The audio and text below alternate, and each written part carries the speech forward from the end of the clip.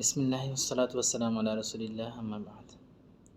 رمضان میں ہر ایک کا دل چاہتا ہے کہ میں زیادہ سے زیادہ عبادت کروں، بہت نوافل پڑھوں، بہت زیادہ قرآن مجید کی تلاوت کروں، بہت اس کے ہدف ہوں گے۔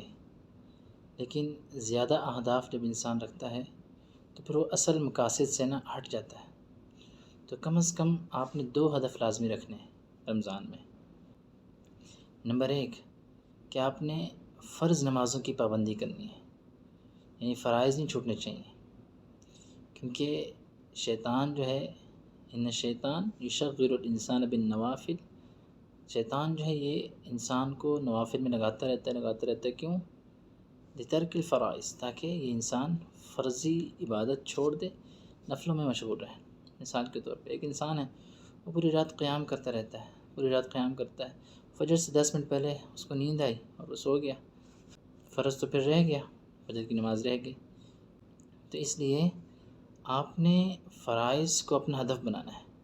ایک فرض نماز کا ہو گیا اور دوسرا فرض روزے کا، کہ روزہ بھی کوئی نہیں چھوڑنا، پورے رمضان کے 30 روزے رکھنے ہیں، الا کہ کوئی مجبوری ہو جائے، جیسے کہ پھر شریعت اجازت دیتی ہے ایام معدودات فمن کان منکم مریضا او علی سفر فعدۃ من ایام اخر، جو مریض ہو یا مسافر ہو تو وہ دیگر ایام میں، ان رمضان کے بعد اس کی پھر قضائی دے سکتا ہے۔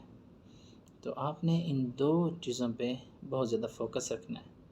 شیطان یہ انسان کو نوافل پہ لگا کر فرائض چھڑوا دیتا ہے۔ اعظم ما تتعبد فی رمضان الفرائض، رمضان میں جو سب سے عظیم ترین عبادت ہے وہ فرضی عبادت ہے، تو لہٰذا فرضی عبادت پہ آپ نے لازمی اور بہت زیادہ فوکس رکھنا ہے۔ اللہ تعالیٰ مجھے اور آپ کو عمل کرنے کی توفیق دے۔